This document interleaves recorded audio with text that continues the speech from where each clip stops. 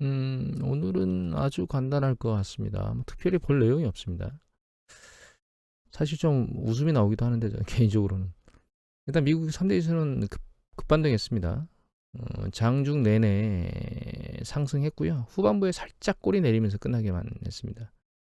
달러 인덱스가 주가가 이렇게 움직이니까 달러 인덱스 아랫방향으로 내려가고 그 다음에 채권 수익률은 밑으로 떨어졌습니다. 이게 어제 4%막 찍고 이랬었거든요.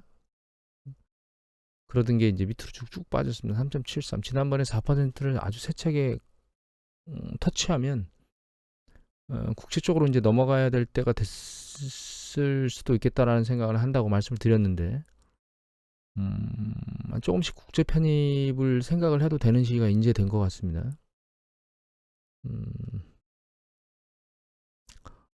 이제 유럽장이 조금씩 풀리기 시작하고 어제 아시아장이 상당히 안 좋았잖아요. 그러다 이제 유럽장이 조금씩 풀리는 것 같더니 미국장이 새 책 올랐는데 가장 주된 이유는 이거거든요. 여기 얘기가 나오면 여기 보면 이제 미국의 MSC닷컴에 나온 기사 내용을 보면 여기 이렇게 나와 있습니다.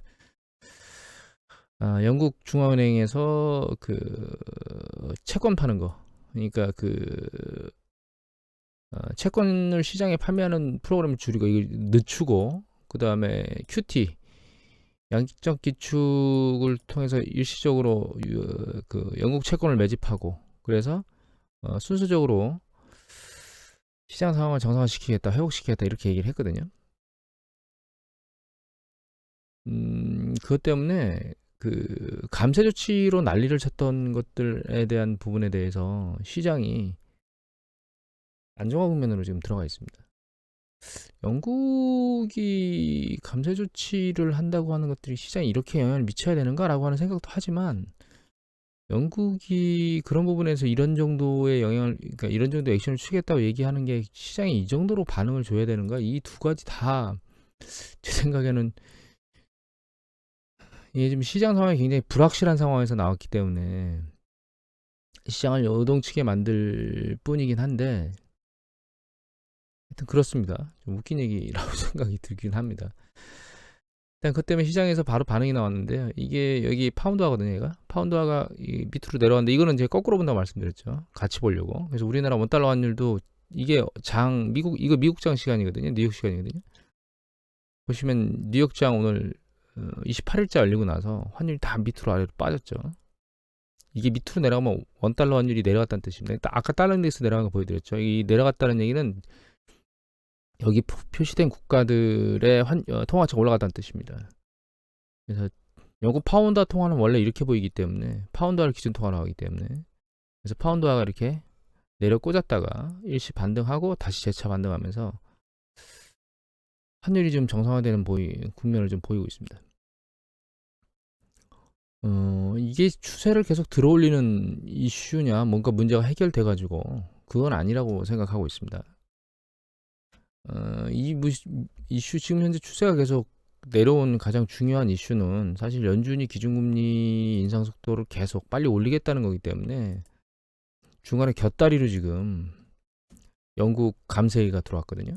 그래서 이게 추세를 들어올리고 계속 올라갈 수 있는 이슈냐? 그건 아니고요.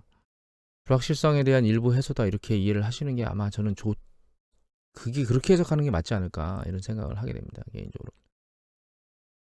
이 IMF에서 이미 경고를 한번 했었거든요. 감세안이나 이런 것들에 대해서 뭔가 재검토를 하라고 정책 철회하고 막 이렇게 하라고. 여기 지금 새로 지난번에 총리 물러나고 코로나 때 그 파티한 것 때문에 물러나고 존슨 총리 물러나고 새로 이분이 들어오셨는데 지금 유럽 시장에 우파들이 들어와서 정책들을 하고 있는데 시장을 좀 불안정하게 만드는 그런 형태로 지금 가고 있는 것들이 좀 보입니다. 사실은 우리나라도 지금 정신을 못 차리고 헤매고 있는데 유럽도 좀 그런 부분이 없지 않아 있습니다. 사실은. 여하튼 그래서 일단은 어, 영국 중앙은행에서 뭔가 국채 시장에 개입을 해가지고 감세 조치를 그 채권 부분에서 해결하겠다고 시장이 이야기를 하면서 일단 불 지핀 거는 죄송합니다. 정부가 불 지핀 걸 중앙은행에서 해결한 거죠. 이렇게 이제 난리를 치니까 중국에서도 위안화 환율 가지고 이렇게 난리를 치니까 뭔가 해결을 하겠다라고 당국에서 조심스럽게 막 얘기를 해대고 있거든요.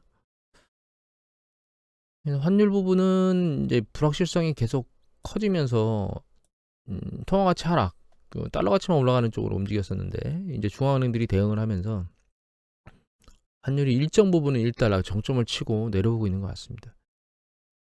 다만 이게 추세적으로 계속 밑으로 지눌러 내릴 거냐? 저는 그렇게는 생각 안 하고 있고요.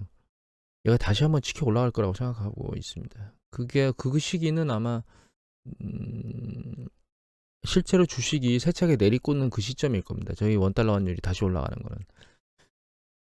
지금 아직 경기 수축의 바닥 국면까지 내려가 있지는 않기 때문에 나중에 실제로 그런 상황이 발생하게 되면 원달러 환율은 다시 위로 치켜 올라가서 이미 가끔 말씀드렸지만 1,500원을 넘어갈 거, 1달러에 1,500원 넘어갈 거라고 생각하고 있거든요. 지금 당장은 아닙니다. 주식이 세차게 내리꽂는 그 시점에 다시 한번 들릴 거라 이렇게 생각을 하고 있습니다. 그리고 이제 계속 말씀드렸지만 연준 쪽에서 이번 주 계속 얘기를 하는데 한쪽으로만 쏠려 있는 게 아니고 이제 균형추를 잡으려고 하는 얘기들이 조금씩 나오고 있습니다. 그래서 9월 28일 날 이종희 기자께서 뉴실스에서 올린 기사인데, 이 보면 인플레이션 목표치의 신뢰를 위협받아서 2% 수준을 유지하겠다고 매파적 발언을 계속 하고 있는 사람도 있지만 그런 인상이 결과적으로 경기 침체에 몰아넣지는 않을 거라고 애둘러 달래는 사람들이 나오고 있거든요. 이런 이슈들이 서로 맞붙여서 움직일 거고, 이제 이미 말씀드렸듯이 0.75%를 계속 이렇게 올려대고 있는 것에 대해서 시장이 둔해지는 상황이 오게 될 겁니다. 그래서 그 시점이 주식시장이 바닥을 완전히 확인하고 추세적으로 위로 머리를 들어 올릴 수 있는 그런 상황일 거다라는 생각을 현재 하고 있습니다. 그리고 여기 이제 집값 얘기가 계속 나오고 있거든요. 최근 통계 나온 거 보면 뭐 일시적으로 매매나 이런 것들이 반등하긴 했지만 추세적으로는 집값이 하락 국면에, 그러니까 정점을 치고 하락 국면으로 이제 들어온 게 아닌가 이런 생각을 하게 되고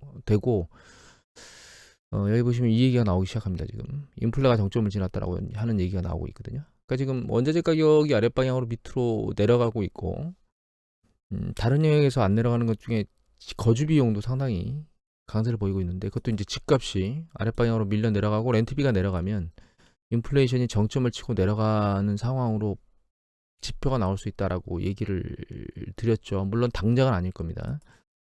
하지만 11월 달에 0.7로 올리고 12월 달이나 혹은 1월 달쯤 넘어가는 그런 시기가 되면 집값 추세에 대한 부분이 눈에 확연히 보일 것 같고요. 늦어도 내년 봄에. 그러면 연준이 금리 인상에 대한 속도를 조정하겠다고 하는 이슈가 나올 수 있겠죠. 그러면 주식시장은 일정 부분 안정화 궤도를 거치면서 반등을, 그 이전에 그런 상황이 발생할 거라고 반등을 할 수 있는 이슈로 머리를 좀 들 수 있을 것 같긴 한데, 아직까지 생각은 들린다 하더라도 추세적으로 계속 밀고 올라가지를 못하고 일정 부분 반등한 후에 다시 조정 국면으로 들어갈 거라는 생각을 하고 있습니다. 물론 나중에 신용 부분이나 이런 걸 다시 점검해 봐야 되겠지만 경기 사이클이 지금 시점에서 새로이 반등하면서 새로운 경기 사이클을 만들기에는 녹록치 않은 상황입니다. 그래서 그런 부분들은 다시 점검을 하면서 가야 될 것 같고요. 그래서 시장 불확실성은 계속 뛰고 움직일 거라고 생각하고 있습니다. 기준금리 인상이 멈춘다 하더라도 실제로 경기 상황이 그걸 잘 끌고 나갈 수 있을지는 아직은 불확실한 상황이 있다라고 봐야 될 것 같고요. 그래서 추세적으로는 한 번 더 밀릴 거라는 생각을 하고 있습니다. 마지막으로 이거 박종훈 기자께서 파이낸셜 뉴스에 올린 기사거든요. 9월 28일 날 피치에서 한국 신용 등급을 그냥 AA 마이너로 유지하고 있습니다. 우리나라 국가부도 얘기들이 막 블룸버그에서 뚝뚝뚝 얘기가 나오고 있는데, 실제로 우리나라의 국가부도는 IMF 때하고는 상황이 완전히 다릅니다. 그래서 일시적으로 경상수지가 적자가 난다거나 이런 것들은 사실 원달러 환율이 상당히 많이 오른 상황에서 원자재 가격들을 수입료가 수입 금액들이 막 급등했기 때문이거든요. 그런 요인들이 일단 나중에 해소가 되면 결과적으로는 경상주지는 이전 추세로 다시 돌아갈 겁니다.